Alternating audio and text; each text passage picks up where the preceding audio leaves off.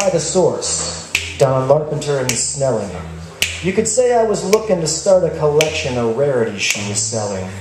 From her beehive to her horn rims, her cardigan, her knee-length skirt, opaque white tights, and penny loafer shoes, I said something like a wolf whistle.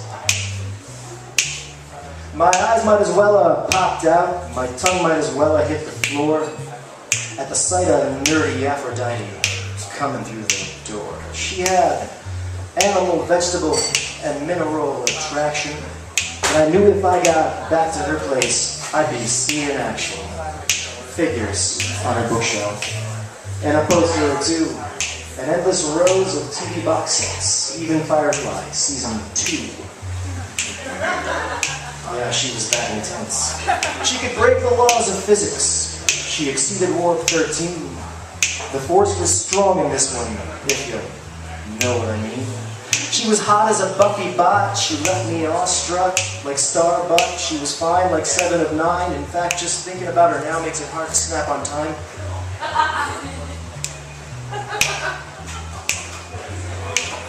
I'd seen a lot of girls come in, but none did I expect to be someone with whom I could talk X-Files, Lost, and Lex. So I set my smile on stunning, and I broadcast my intention, and I'm sure it was clear that I wanted her near at the next Doctor Who convention.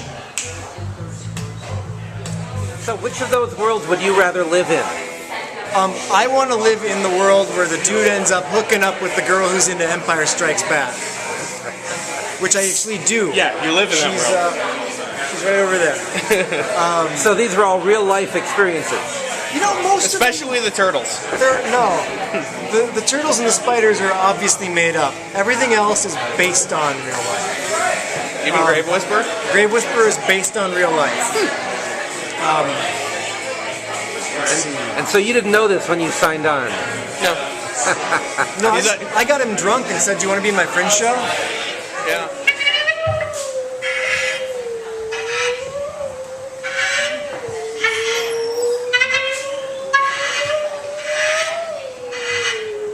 Suffering is beauty. Not, when you're the one doing it, but still. I used to live in Northern California in my car. One of the drawbacks to being a car person is that it doesn't lend itself very well to any sort of social outlet. Sure, you can go out, but you can't bring anyone home with you. You can't have your friends over, no dinner parties, that sort of thing. Even if you just want to stay in and have a beer, it's a criminal offense. So you spend a lot of time alone. I was alone in Monterey. Alleviating the loneliness was a matter of combating the boredom, which was a matter of taking lots and lots of random walks. If you take enough walks, and you never take the same route twice, you start to slip into parts of the world that not a lot of people visit. And it was on just such a walk that I found myself strolling randomly through a cemetery, weaving between neat rows of clean, white headstones and the cut flowers laid in their shadows. And it wasn't long into my stroll that I came across an unusual woman. She was lying down, her arms outstretched and her chest to the ground, head turned to the right so that her left ear was pressed up against the grass of a grave with that year's date carved into its marker. It was November 2nd, the Day of the Dead, as they call it. And while other graves were adorned with flowers and food and coronas, this one was adorned only with her. And the grave didn't look fresh, but I knew it had been dug within the last 11 months, and even if I'd overlooked the death date on that tombstone, that woman's suffering was severe and unseasoned enough to tell me everything I needed to know. She had a face like the Badlands, the dark spots and wrinkles around her eyes, like a riverbed in August were dry as dust, except for a few remnants of life eking out their last few moments in the shallow pools left behind by evaporated tears and the cracks worn into her face by frowns and furrowed brows. The wasteland she wore as countenance was every kind of barren a desert could be, and I couldn't resist such unsullied beauty.